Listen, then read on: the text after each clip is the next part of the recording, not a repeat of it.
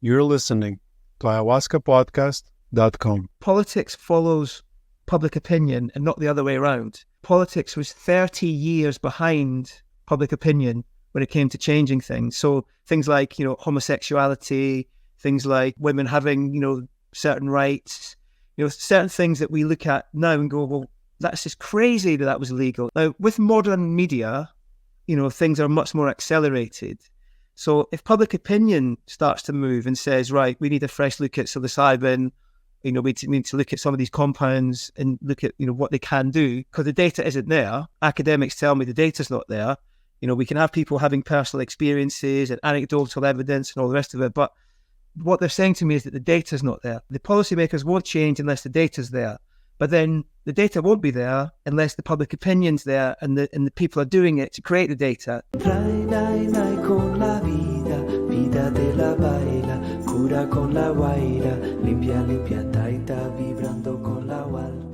In this episode of ayahuascapodcast.com, I have a conversation with Joe Vaughan. We talk about legalization of psilocybin in the UK, Joe's ayahuasca experiences. We talk about different ayahuasca traditions. Talk about him living in a train spotting era and how psychedelics could have helped. Talk about mental health crisis and so much more. Enjoy this episode. This episode is sponsored by La Huayra Ayahuasca Retreat. At La Huayra, we combine affordability, accessibility, and authenticity. La Huayra, connect, heal, grow. Guys, I'm looking forward to hosting you. Hi guys, and welcome to Ayahuasca Podcast. As always, with you, the host, Sam Believ. Today, I am interviewing Joe Vaughan. Joe Vaughan. Yeah, Vaughan. Joe Vaughan is a UK-based comedian, writer, an advocate for psychedelic medicine legalization. After witnessing psilocybin transform his friend's life, he became a prominent voice in the Thank You Plant Medicines movement, working to reduce stigma around plant medicine in UK specifically. Joe, welcome to the show. It's great to be here. Joe, before we begin talking about psychedelics and such, tell us a little bit about yourself and how did you find yourself in that line of work? Yeah, I think I have to go back quite a few generations, is that originally my grandfather came from Nigeria to Scotland in the 90s, just after the Second World War. So that had a huge impact on kind of my life growing up in Scotland, because there were not many black people in Scotland at that particular time. So I kind of grew up in an environment which was kind of pretty harsh, pretty racist, fairly tough kind of environment in a port town called Leith. I don't know if you've heard of Train Spotting, the book and the film by Irvin Welsh.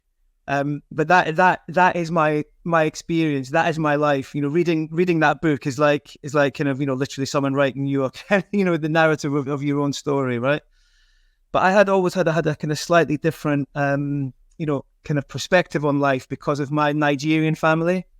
Because it was quite unusual and a kind of unique situation. Like, I never knew my granddad, but my mother is kind of obviously of mixed parentage, which was, as I say, very unusual in Scotland. So I always felt kind of, simultaneously a kind of insider, but I kind of had a kind of slightly kind of outsider's view of things and a kind of wider kind of perspective because of my family upbringing. So, as I say, I grew up in Scotland, in Leith, in the 1970s, 1980s, and kind of peak kind of train spotting era, kind of dysfunction. Grew up around a lot of drug taking and violence and alcoholism. There were some downsides as well, but it was a kind of quite an interesting environment to grow up in. So, following that kind of upbringing, I ended up moving to England, where I kind of, went to university and studied, and then moved around a bit. I lived in Paris for a while, and then lived in West Africa for a while.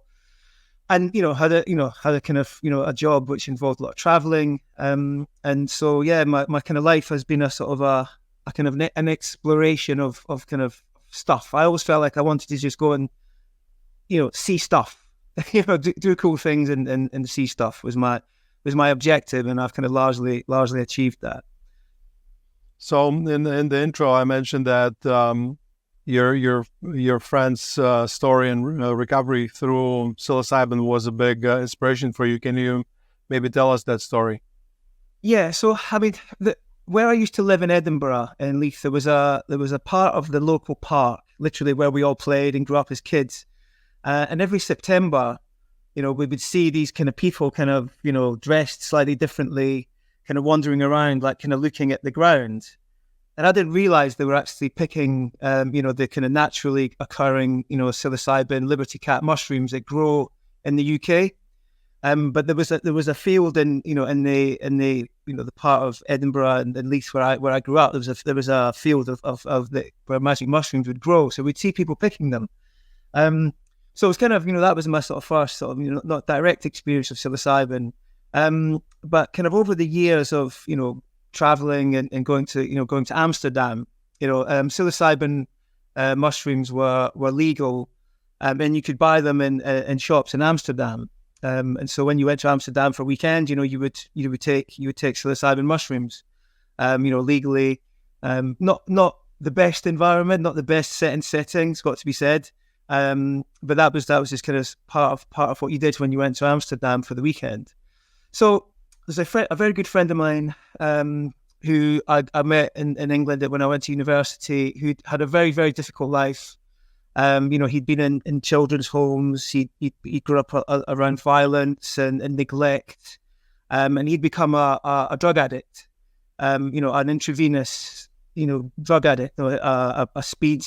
First of all, it was through speed, amphetamines, and then heroin, and ultimately through methadone. He'd been on methadone for maybe 20 years. Hardcore kind of a drug addict, and he'd never been out of the UK ever. He'd never had a passport. He'd never been out of the UK.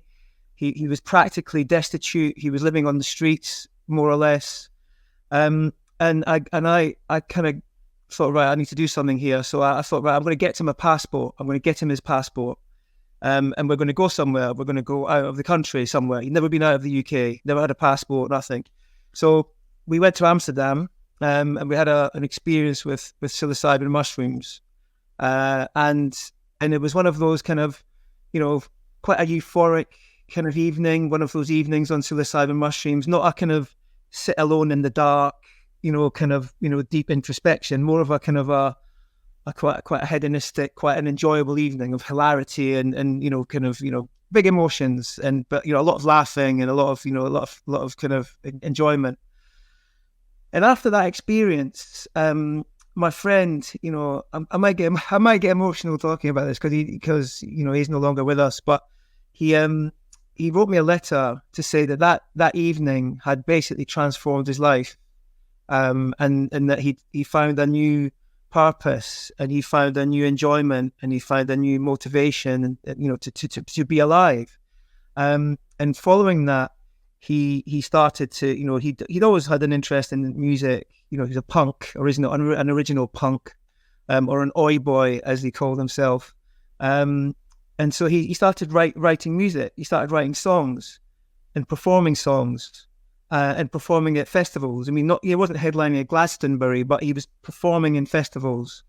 His music that he'd written and he was performing, and his life just went on a completely different trajectory, from the kind of practically homeless, destitute, almost, literally dying. He had a very, enjoyable kind of next, say, 10 years.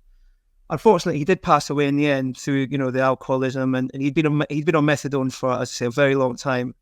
And eventually his liver did pack up. But there was enough in that experience for me to go, well, wait a minute, there's something, if that can transform his life so fundamentally, there's got to be something in this. And that kind of that was about maybe nearly 20 years ago. And I think, I grew up in the late 80s, early 90s. So I was part of the rave scene. So, obviously that had its own sort of associations with, sort of psychedelics and other recreationals. But that was just part of what we did. But so that was more kind of hedonistic, but a kind of much more conscious kind of feeling around the work came to me maybe about 20 years ago through my experience with my friend. Well, it sounds that It definitely prolonged his life and probably made his quality of life much higher.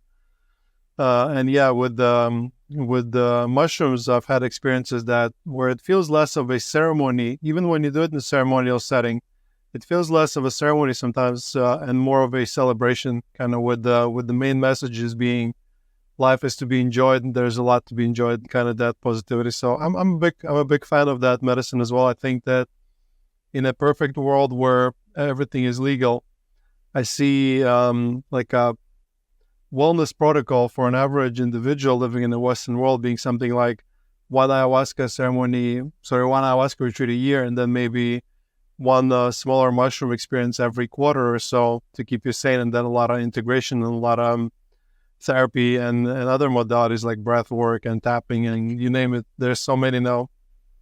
So yeah, it's a beautiful medicine. Talking about medicines, I know you.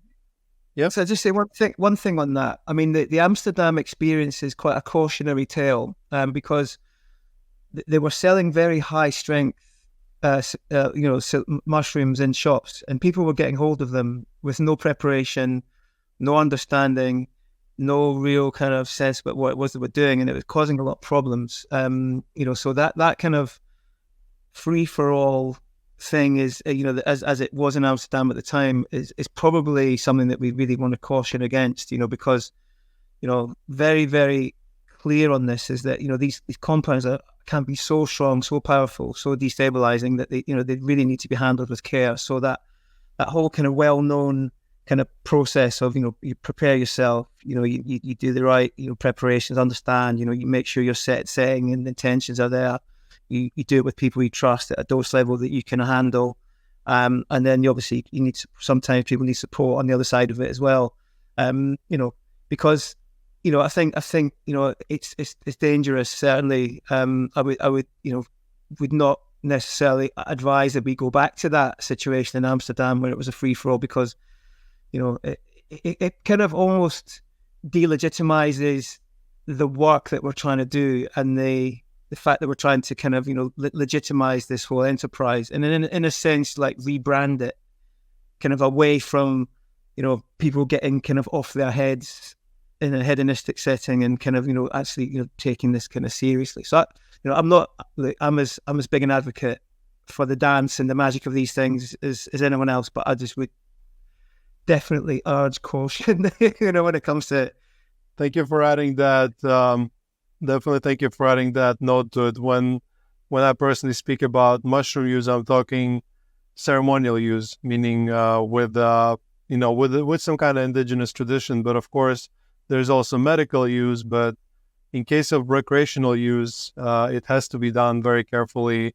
I mean, Amsterdam is a nice city, but no city should be used for working with plant medicines, except for maybe like a microdose. And still, I mean, there's something special about being in the nature and being in a safe container, both with a sitter or preferably several, and maybe a ceremonial fire, and as you said, preparation, integration, all of the good stuff. So yeah, definitely not to get people confused. Don't go ahead and just buy mushrooms and do your stuff. That's not what we're talking about. And yeah, it's not for everyone as well. If your mental state is not great and you're very shaky, then it can disbalance you even more, especially with I've never ever taken psychedelics outside of ceremonial settings, so it's hard for me to imagine, but I can see that somebody at the festival or in the city with a lot of people, you can get paranoia and maybe even worse things. But talking about medicines and ceremonial setting, I know you've also had some experience with ayahuasca. Can you talk to us a little bit about that and similarities or differences you notice with your mushroom work? Sure. So I've been fortunate enough to go to Peru 3 times now. So the first time was at the Temple of the Way of Light, which is near Iquitos in Peru, and that was my first experience of a kind of ceremonial setting. And yeah, I mean, it's hard to sort of really put it into words. I mean, I know, that we always use the words kind of ineffable, and it is in a sense, but I'll do my best. So when we did, talking about preparation, experience and integration, the preparation that we did there was actually very good. They did sit down and explain, what it was good, what was going to happen, how the ceremonies were going to take place, etc. So we felt, fairly kind of strong going in, the diet, diet preparation, etc. Flower baths and meditation, some yoga and stuff. So we were kind of fairly well set up to go into the experience. There were 5 Shipibo healers in the ceremony, probably in a ceremony of about 20 to 25. I'll say max 25. So it was 1 healer to every 5, participants, and each healer would go around every individual and sing an ikaro to them, and kind of face to face on the mat. So they would have a kind of central ikaro that would be sung at the start, in the Maloka and the space, and then you'd have an individual, like I say, ikaro by each individual healer. And it's quite hard to explain to people that, when you're sitting in the dark, kind of feeling, under the influence of a powerful medicine, and someone's kind of singing to you in the dark in a language that you don't understand, but yet you understand everything that they're saying to you. It's a very, very strange thing to try and explain to someone.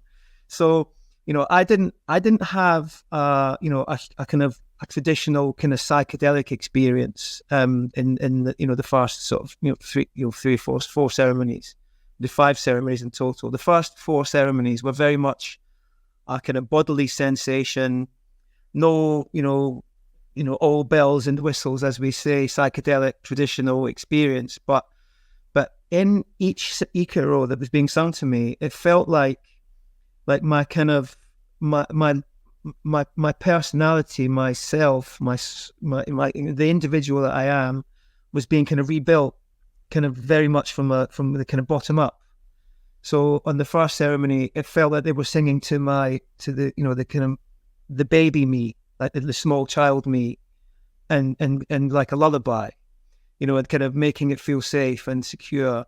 And then the second ceremony felt like they were singing to, maybe the kind of 5-year-old me, the 3 to 5-year-old me.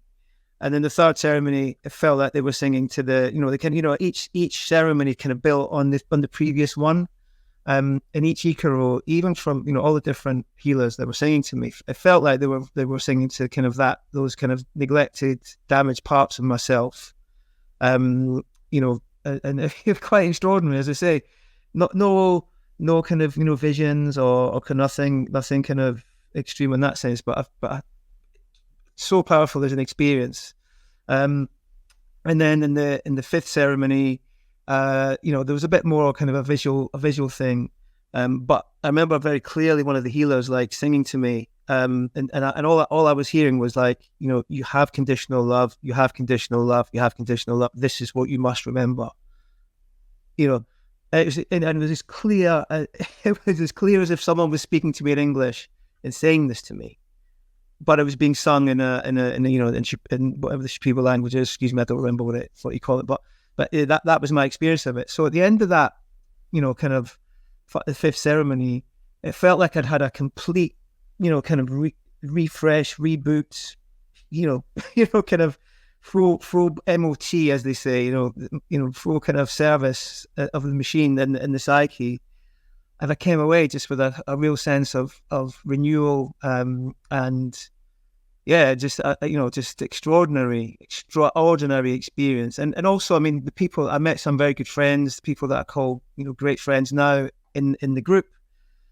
As you will probably know from your own experience, the kind of a lot of the medicine is in the group itself. It's the kind of how people share about the interactions people have, the kind of triggering that goes on, the kind of, the little, do you know what I mean? It's the group itself, that group dynamic is quite important as well. So I was very lucky. I had a great group. So that was the first time. Second time was a guy called Don Howard Lawler. He had a place called Spirit Quest. Spirit Quest still exists, but Don Howard is sadly no longer with us. But he was he used to work with Wachuma as well. So he'd work with ayahuasca and Wachuma. And he was kind of, trying to keep the kind of the kind of process that had been developed and was used in Chavin, the kind of the mountain civilization in Chavin, and he'd taken a lot of those practices and tried to kind of keep them going and recreate them in his center in Iquitos. So I did a Wachuma dieta after that, which was hugely powerful experience as well. It was quite an interesting dynamic, because there was some fairly high profile psychedelics advocates who were there, because it was looking likely it was going to be Howard's last what do you call it, Wachuma sort of dieta. It looked like it was going to be his last one, because he was in failing health. So there was some quite high profile people there. So again, that was part of the kind of medicine of it all. That it was quite an interesting dynamic amongst the people who were there. But I had a really kind of powerful breakthrough experience on Wachuma. But as Howard says, it's like a feather, Wachuma. It's like a heavy feather, So I had a really powerful breakthrough kind of experience, very subtle with Wachuma, because obviously it's very different from ayahuasca. So that was my second experience. And then I was, at the end of last year, I went back to Peru, to the jungle, to Pucallpa this time, to Don Jose Campos's place. I don't know if you know about Don Jose Campos, but he was in jail in Mexico. You might have heard that story. About the Peruvian healer who was in jail in Mexico for nearly a year. He's out of jail now, which is great. But he's got a place near Pucallpa, so I went to his place, and that was more of a proper dieta, where you were, very, very basic food while you were there, minimal interaction. The template of the way of life was slightly more. You'd have interactions, you would eat together, etc. Whereas this was a bit more, maybe traditional or rugged. I don't know what you'd call it, but it was literally, off grid. Very basic food, minimal interactions, and kind of more of a proper dieta than what I'd done up till that point. Again, hugely powerful experience. I felt a lot of release in that particular experience. Again, I don't really get hugely visionary experiences, shall we say, but I do get these kind of profound breakthroughs and insights. This one in particular was around kind of trust, and being able to kind of feel able to kind of let go of what is no longer serving me at an energetic level, like things that build up in your energy system that just are not necessary for your functioning, shall we say. So I had a real kind of energetic release there. We did a ceremony on Halloween, which was one of the most extraordinary nights of my life. Darkest night, the night before, maybe night when it was full moon. So the first ceremony was done in full moon. So obviously the jungle is bathed in light. But this ceremony on Halloween was just the darkest night I've ever, been in, ever seen, ever not, you're not seeing anything. You can't see in front of your face. And there was some very, very powerful kind of energetics in the ceremony. And so, yeah, that was hugely powerful. And then the fifth ceremony was done in the daytime. And there was a thunderstorm, jungle thunderstorm were kind of moving around a lot. But in this last ceremony, the thunderstorm was right above the Maloca. And I've never done ayahuasca in the daytime. It was just, there's no, I would struggle to try and describe it as the energy. You could see the energy in the forest with obviously with the power of the storm and the medicine and the music. And Don Jose Campos does extraordinary work with music, not just traditional song Icaros, but different types of music that he incorporates in ceremony as well. So yeah, anyway, 3 times to Peru, each very different, but each completely transformative in their own way. Thank you for sharing that. Few things come to mind. Is like number one, you're mentioning how different ayahuasca is in its. It is still a psychedelic, and it can get very psychedelic. But a lot of times, especially when you begin working with it, people expect this big explosion, but in reality, it just kind of softly goes to your body, gets to know you, scans you, and shows you stuff. And a lot of times, You mentioned group dynamic as well, but we have word circles, and then somebody comes to the word circle after first ceremony and they say, well, I am not connected to the medicine because they haven't seen the visions. And then they proceed describing a complete and very beautiful ayahuasca experience of healing and understanding and learning.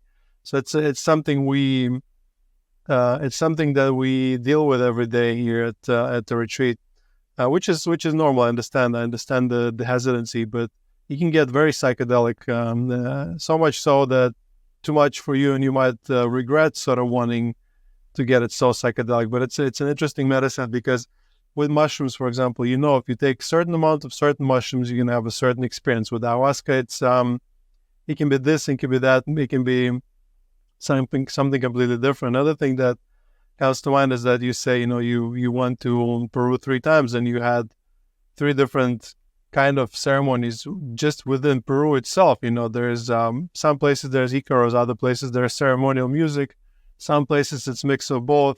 Like in our case, our shaman in Colombian tradition, he does Icaros when he blesses the medicine and whenever he needs to organize the energy in the room. But then he actually sings ceremonial music, so using a lot of indigenous instruments, but some of the songs are in Spanish, and but it's still he guides the ceremony through the music. And what comes to me is how great it is that not only the ayahuasca tradition survived, as opposed to, let's say, in UK, you saw people collecting those mushrooms. I can imagine, ancient Celtic people must have had a tradition and a sacrament around it. And maybe I can ask you about that later.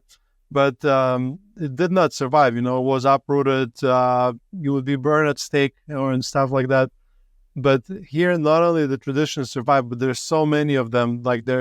Within Colombia alone, there's four or five different tribes that work with ayahuasca, or jahe, which is a Colombian name for ayahuasca, or ambihuasca is another name. But also within those tribes, there are different kinds of tribes, and they have their own little accents, and it's all traditional. There's many ways to skin a cat, so to speak. But we're kind of lucky to have some traditions being preserved for us as not being part of the tradition, to be now allowed in it and learn and be able to maybe even go back and recover your own tradition. So what do you think about that ancient mushroom tradition? Because, in Europe, there's a lot of symbology around mushroom, including in not only Europe, India, ancient Greece. What do you think? Was there a tradition? Have you been able to find something perhaps? Yeah, just to back to that point about the different traditions, you go to a Catholic mass, and it's sung in Latin and it's very somber and all the rest of it. But you can also go to kind of a Southern Baptist where everyone's jumping around and dancing around. Essentially, that they're just celebrating in a different way. So I kind of that as an example to people to say that if you want to sit with the Yawanawa, for example, would be a very different experience from sitting with a kind of Shipibo and and so forth. But it's all celebrating the same thing. In terms of this is a tricky one actually. The question about what was happening over here. I mean, they were growing everywhere, right? So they grow in Scotland, they grow in England, they grow in Wales. They're everywhere. But I've asked at conferences, I've asked people who kind of study this stuff, academics, what do they think about the kind of druids? What do they think about different mushroom cults, traditions, etc.? And you draw a complete blank. I can't find any literature. And I've been having discussions with friends and colleagues and thinking, right, this is something we might want to kind of have a look into, but probably quite time consuming given the fact it's it's not immediately obvious how it was being used. But I think it's kind of safe to assume that it was. Obviously, we have kind of sacred sites here, that kind of defy explanation. In terms of the way they're positioned and so forth. So, I mean, there's obviously different types of communications being had and different levels of technological capability. But yeah, I'll be brutally honest with you. I have not been able to find anything yet. And I hope someone will one day come and say, there's a rich treasure trove of information over here. And then I'd, have to look at it. But I think just now our kind of working hypothesis is that, yes, for sure, they must have been using them. Have you tried asking the mushrooms themselves? That's actually a very good question. No, that's not something I have asked. But next time I'm, somewhere in a kind of legal jurisdiction, and we can have a look at it. If I'm in Holland, I might well do that. That might be the question to ask.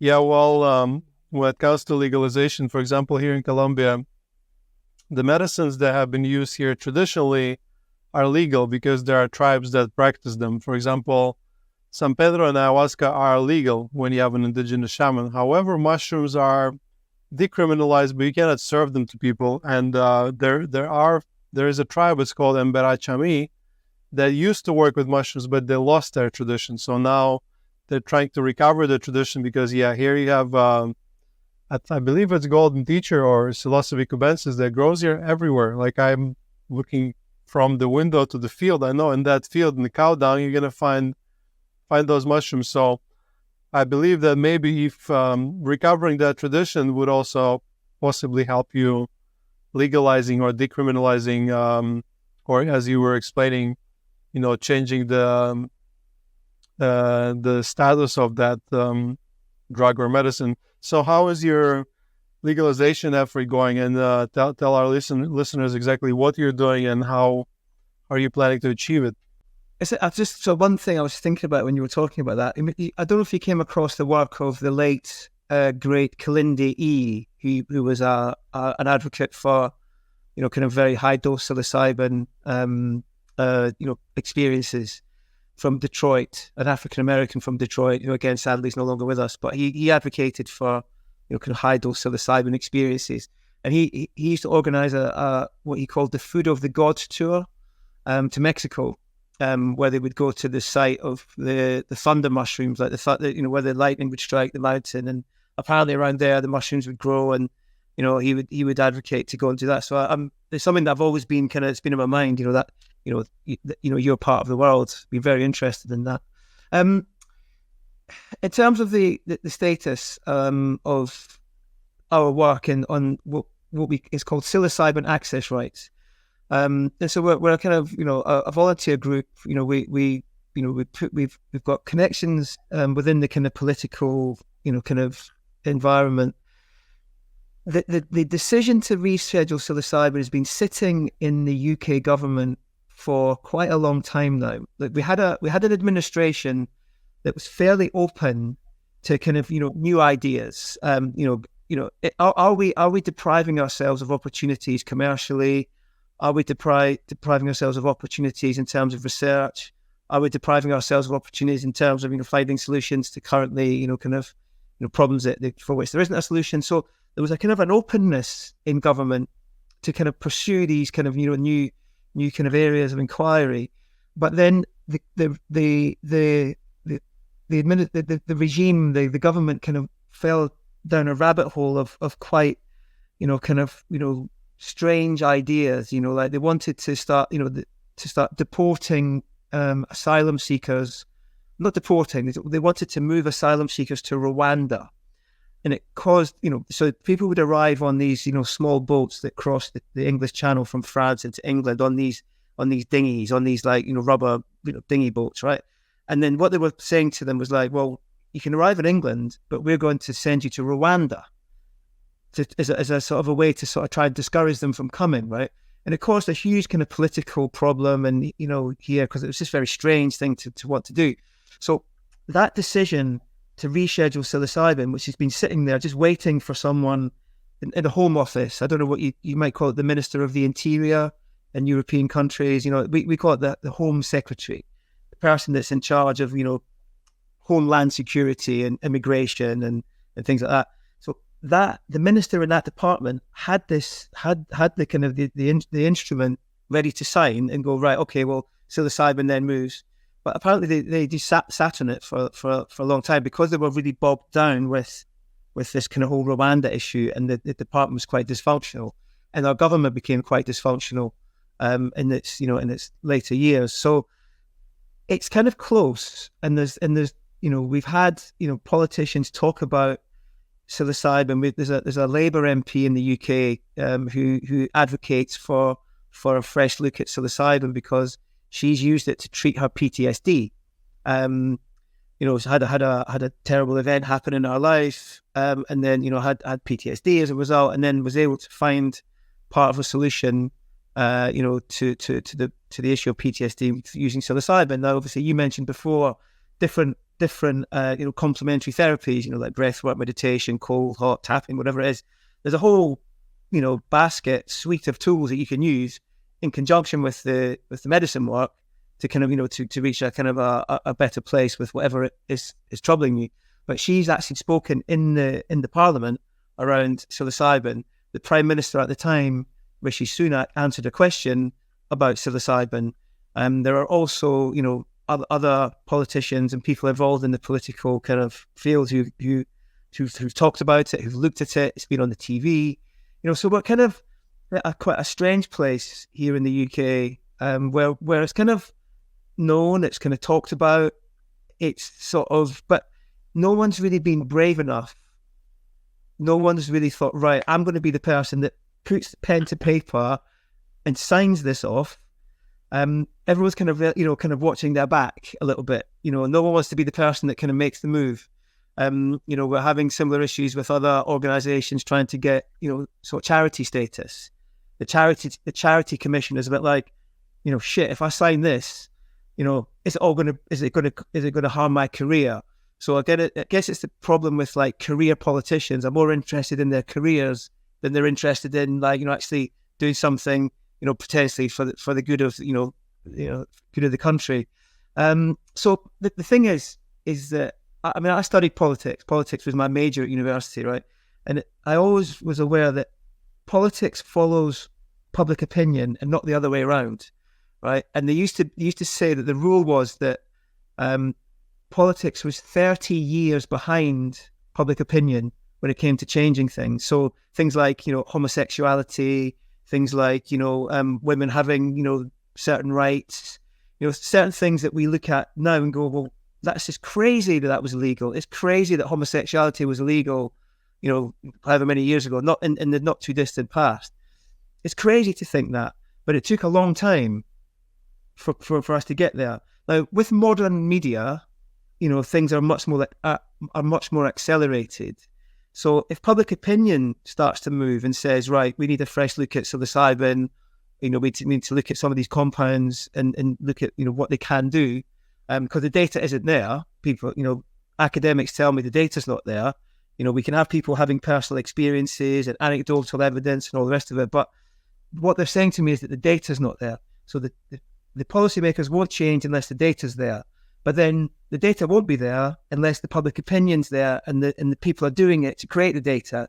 Do you see what I mean? So we're in a sort of a bit of a catch-22. So what I'm trying to do is trying to kind of raise awareness outside of the traditional, I guess, psychedelics community, because I think outside of our psychedelics community, there's awareness is quite low in the general population. If you were to ask 100 people, just ordinary people on the street, what do they know about psilocybin, ayahuasca, you'd probably, at most you might get, oh, I've heard of microdosing, or, oh, I saw something on TV about that, but I can't remember what it was. It's not something which is really in the public consciousness. And as soon as you say magic mushrooms, people go, all right, that's just people wearing, wolves' heads and howling at the moon and barefoot and naked and crazy.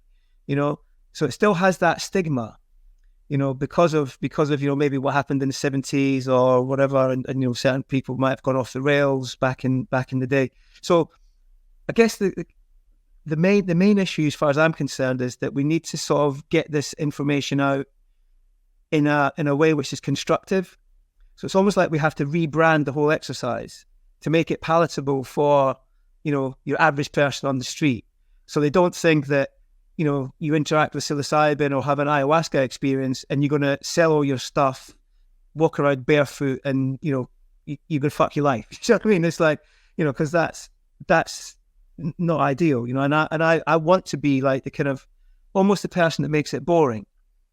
You know what I mean? Like, average guy, middle-aged father, has a normal job. I almost want to be the sort of the person that says, look, you don't have to kind of, start wearing, beads and stuff in your hair or whatever. Do you know what I mean?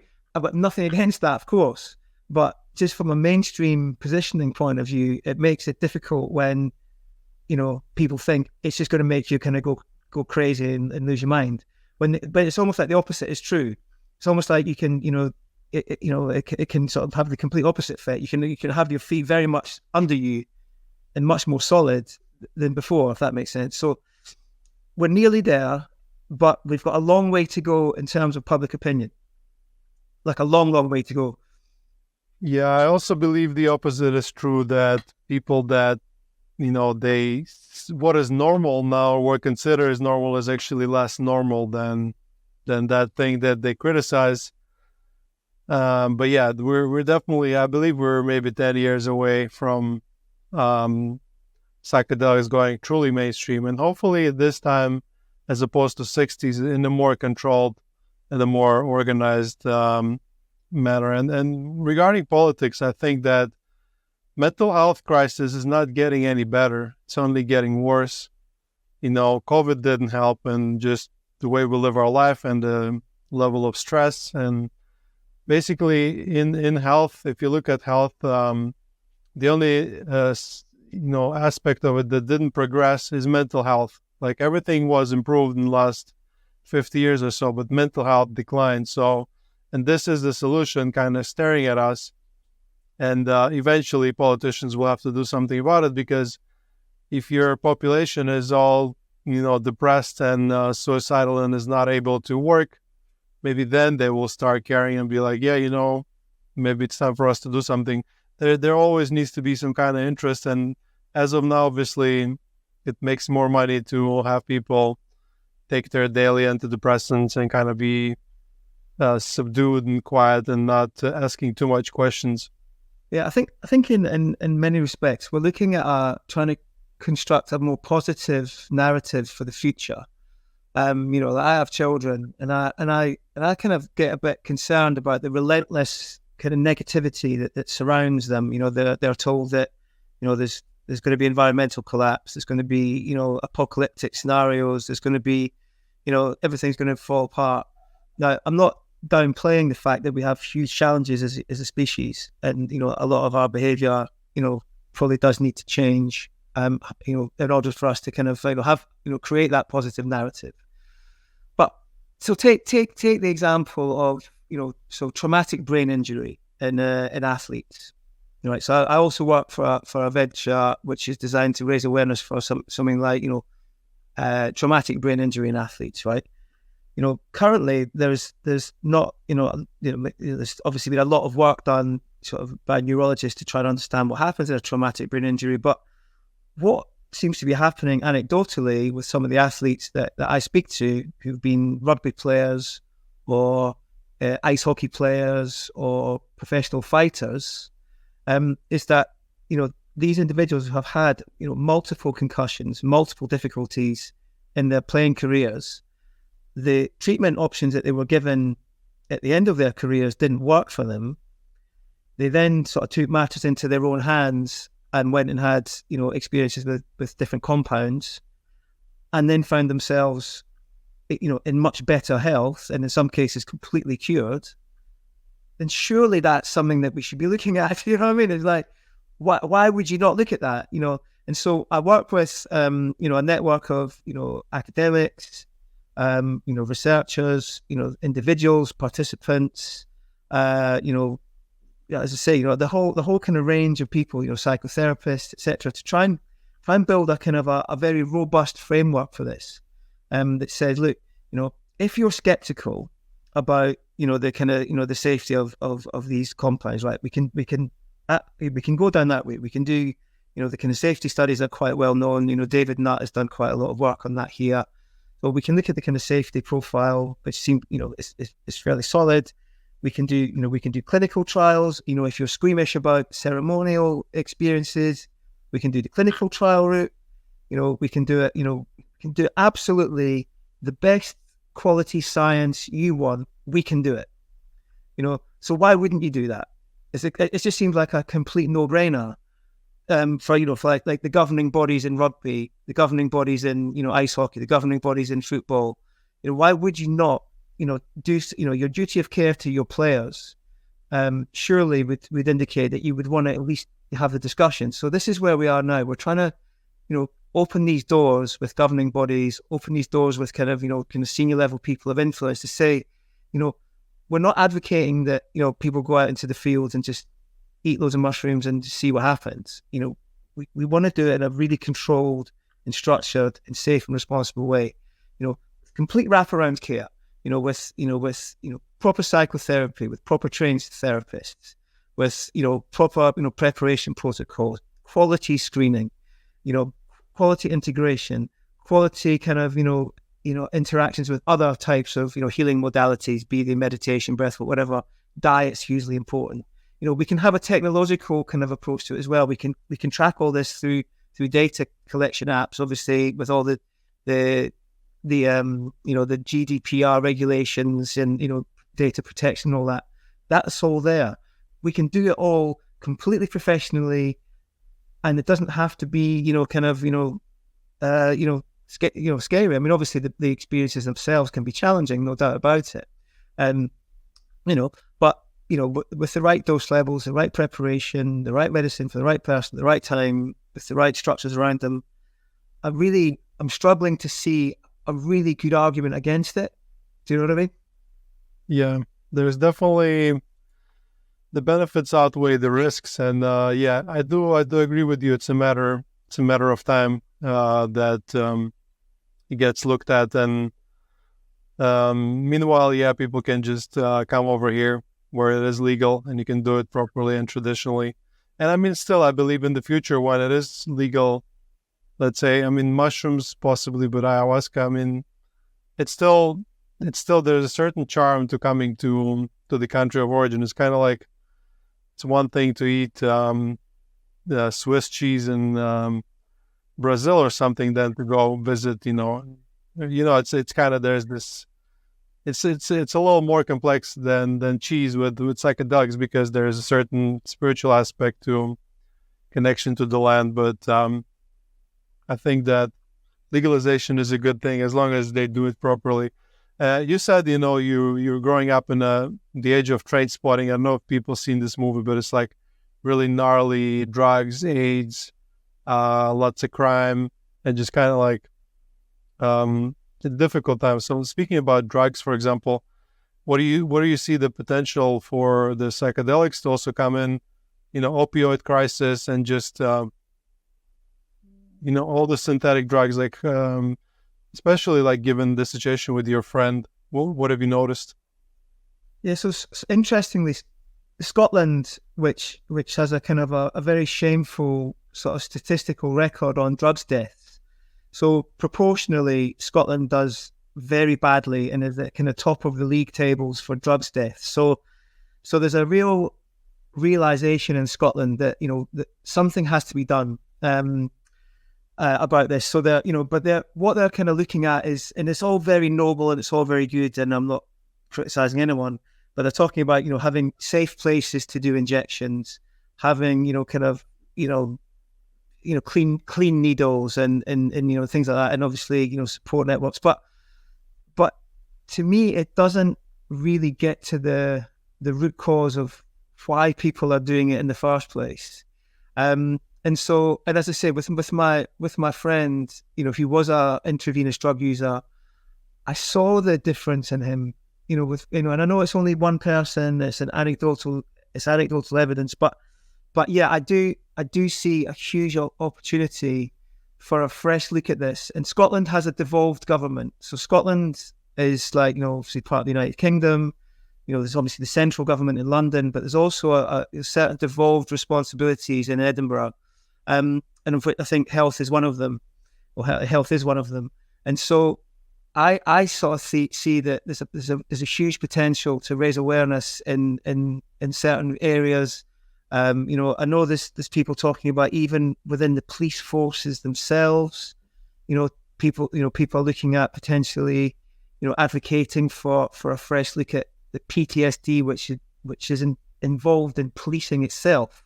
So you know what I mean. So there are areas that I'm it's going to be a longer game potentially with obviously the police forces, right? Police force are going to be, nipping over to do ayahuasca anytime soon. There's no way, not right now, but maybe down the line. But yeah, I think absolutely right. There's a huge opportunity for a fresh look, for some pilot studies, to take some, just have a look at and let's get the data. I mean, if it's data they need, then let's get the data. If they're not making the decision because they don't have the data, well, let's get them the data then, right?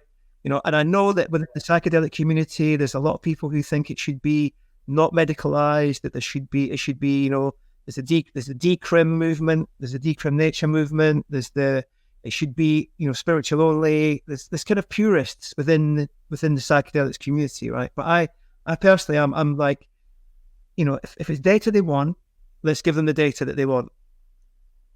If it has to be done in a clinical setting, it has to be done in a clinical setting. If it needs to be done, okay, fine.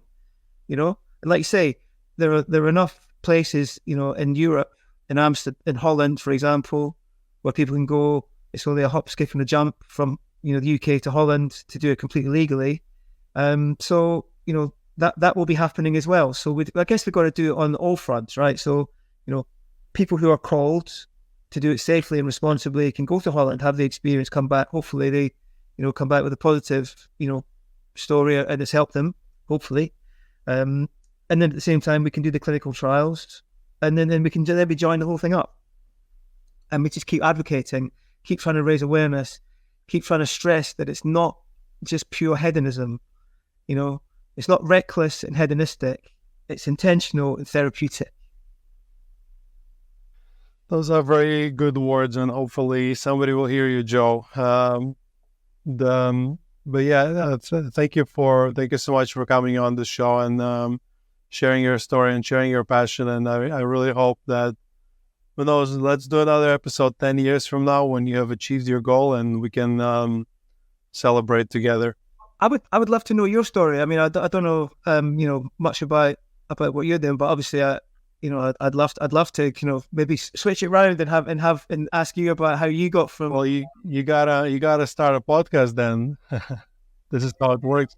Although my story is very simple. I am a 36-year-old man from Latvia originally. I used to work in offshore oil and gas with a bunch of people from Scotland, including.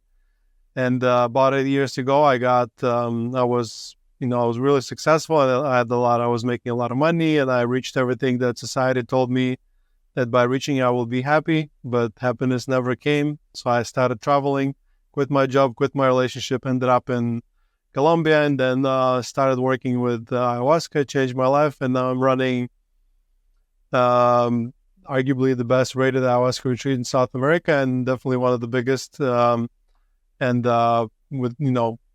focusing on very affordable retreats, authentic with, the real shaman, and good care, good integration, kind of trying to find that grounded balance, as you said, not too much beans and white linen cloth, but like trying to kind of show that it's ayahuasca is potentially for everyone. If you're having an issue, you can come and experience it, and you don't have to be a certain kind of person to do it. And yeah, we battle fear with trust. We have close to 500 5-star reviews on Google and 200 plus video testimonials, so people can see them and over time, hopefully, believe that it is not that dangerous if done properly. But that's my story in a very short. I'd love to introduce you to some of the people that we're working with, because there's such an important need for for people like yourself who operate with integrity, because unfortunately, sadly, it's not always the case. And particularly, vulnerable people, women, need to have that absolute guarantee that they're safe and that they're being handled with care. Because obviously, the increase in interest in this is going to attract people, and anything that attracts people attracts money, and anything that attracts money attracts humanity at its worst. So yeah, no, I'm great respect for what you're doing, and if the stars align, then maybe one day we'll sit together. Well, it looks like every time you go to drink ayahuasca, you go to a different place. So I'm assuming the time has come for you to switch your country as well and experience Jahe, Colombian ayahuasca. I think you're gonna enjoy it, and yeah, we're definitely I mean, I'm really proud of what we have created here. And it would be great for you to see it and experience it yourself. So you are invited. It's an official invitation. Amazing. I really look forward to it.